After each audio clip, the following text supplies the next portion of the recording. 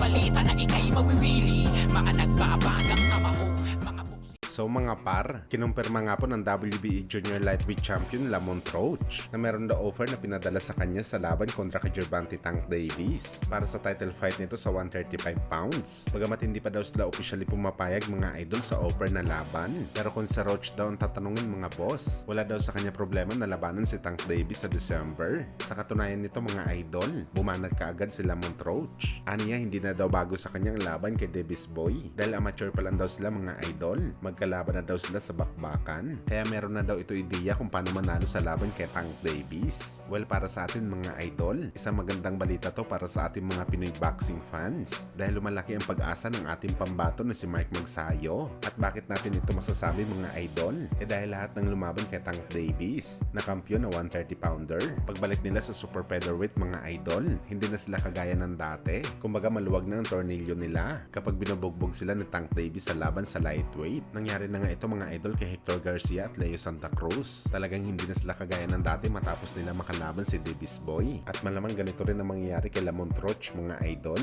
At sakaling depensahan nito ang kanyang titulo kay Mike Magsayo, magiging madali na lang sa Pinoy nasaktan itong si Roach. Easy WBA title para kay Magnifico.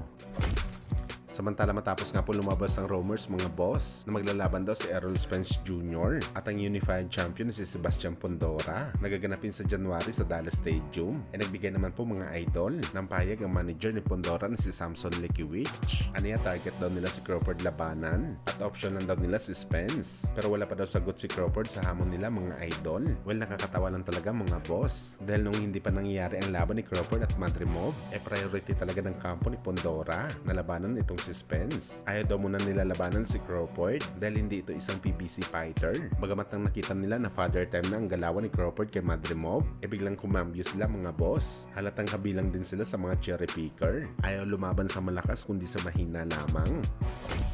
Sa kabilang banda naman mga boss, matapos nga po in-expose ng angas ng Pinas General Casimero, ang Japanese monster na Uya Inoue sa mga kapwa nito Japanese boxing media na ayaw daw lumaban ni Inoue dahil pinapatanda pa daw nito si Casimero. Kung saan mga idol, marami ang nag-react ng mga Japanese boxing fans sa sinabi na to ni Alas. Aniya dahil sa opinion daw ni Casimero na to mga idol, posible daw ito mag-trigger sa kampo ni Inoue na kunin ang laban sa Pinoy 3 Division Champion at hindi lang dahil para labanan ni Inoue si Alas sa rason na meron itong bad blood sa Pinoy. Dahil kilala din po si Casimero sa bansang Japan at merong resume din sa kanyang kartada. Pasok talaga ito sa kriteria ni Inoue na labanan, kagaya sa paglaban nito kay Teji Duhaney. Pero gayon pa man mga idol, depende ang lahat nito para sa kampo ni Inoue kung tatanggapin na nila ang laban sa Pinoy at tuluyan na ito patahimikin sa bakbakan.